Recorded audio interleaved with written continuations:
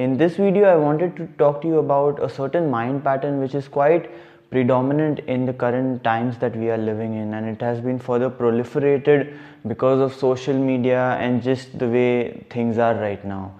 So, have you noticed that your mind always tends to focus more on negative events, negative scenarios?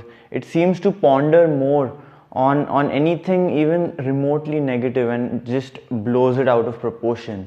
And the split between a positive event and a negative event is completely off. I mean, you never see someone completely blissed out and he's focusing on his positivity and he's like, oh my, everything's great in my life for days altogether. That never happens. I mean, I hope it does, but that's simply not the case.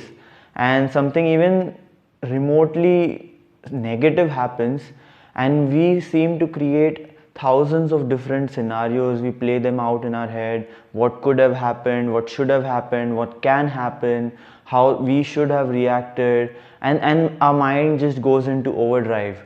So have you ever wondered why this is the case, as to why the mind is focusing more on these negative emotions? So, well, first of all, the word negative is incorrect right over here, because they are survival emotions. They are not negative emotions. They are just part of survival mechanisms that can be traced back to our evolutionary roots.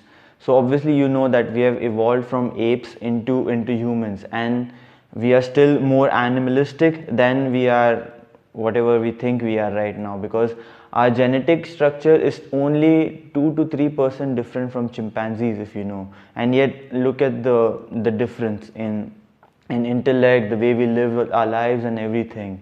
But still, the default setting of the mind is survival. In the evolutionary scheme of things, the mind is still very young. Even scientists are quite confused and amazed at the speed at which the evolution has happened. But the thing is that the mind still does not comprehend that, and it still thinks that we are living in survival times, and it is only trying to protect you, which is why it is always going to focus on negative scenarios.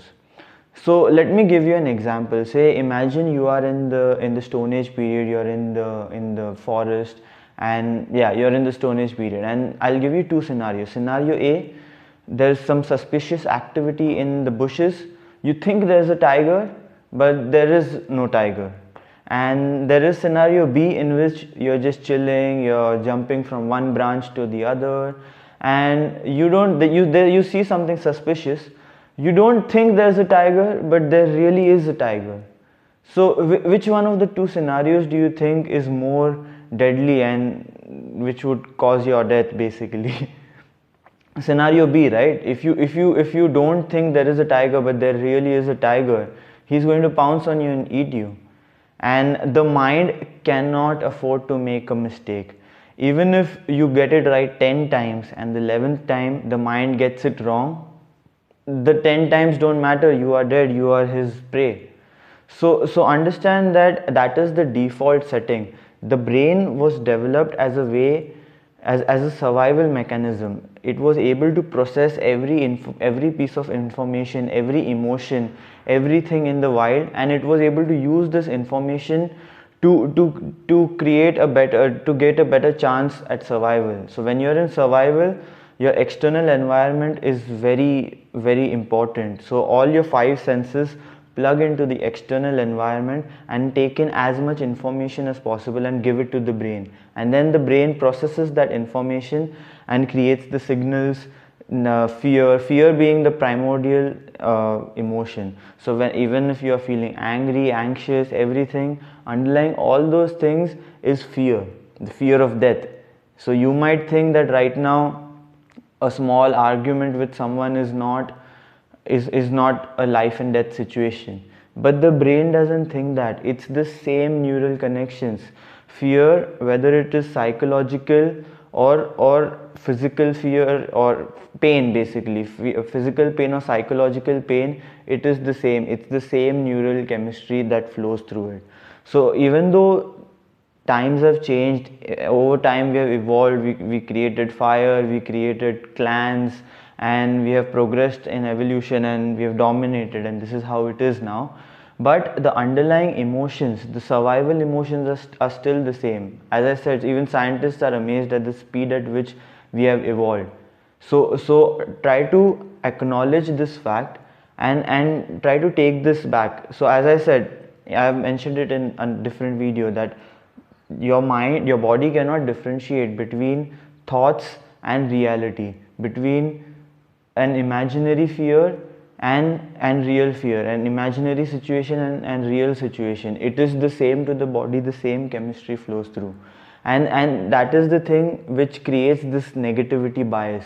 Your body will always focus more towards negative scenarios, towards survival emotions, and that is why we focus more on negative emotions. So, but we are right now at a time where it is extremely crucial that we evolve past this phase, because there is almost a sense of dysfunctionality to the negative emotions that we face, the survival emotions that we face, because we always tend to create separation. It's always us versus them.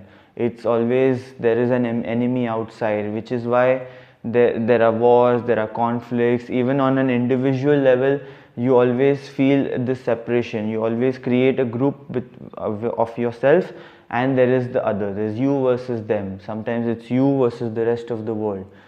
So now you are not taking a step back when you're evolving. You're evolving past this.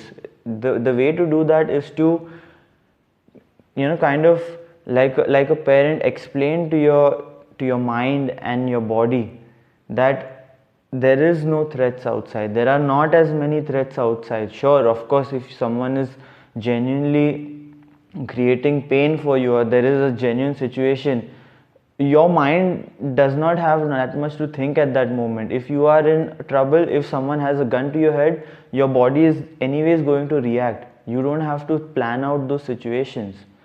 So understand that it is extremely important right now to move past this fight or flight situation. This we have to stop surviving and we have to start thriving, and I assume that is what everyone wants to do, but because of certain situations we are always tied down.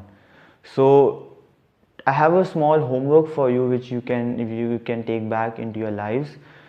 Really focus on the positives that are happening. Take a moment to assess your day, your last days, or maybe a week, and simply focus. Just make a note, what are the things that have gone well and what are the things that were not so well, and you'll notice that there were maybe 10-20 good things that you almost took for granted, and you just barely acknowledged them, but the negative thing kind of just simply blew up. For me personally, I have been, recently I got my living situation sorted. I have a good job. I signed with a football team and everything. It's going well. But my coach is not playing me in the starting 11. My mind has disregarded all the other things, and it is only focusing on this small thing which tries to suck the happiness out of everything else. And I have to try really hard, work really hard on cultivating the positive emotions, and take it for what it is. And this does not mean that I'm going to disregard the negative situation. Sure, I'm still going to work towards it. I'm training hard. I maybe have a conversation with my coach, but it does not need to suck the happiness away from the positivity. The negative needs to be seen for what it is. It does not need to be amplified, and the positive does not need to be diminished into a small moment. So try to focus on the positives that are happening in your life. Seriously try to take those in intensely, and purposely take in the good and acknowledge the negative as well.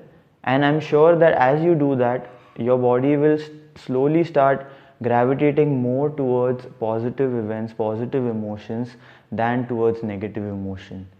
So again, this is what I had for you. So a good way to do this is, that's the whole point. Like, I started meditating, and when you meditate, you are able to calm your mind down, you calm your body down, and you're able to go inside rather than outside.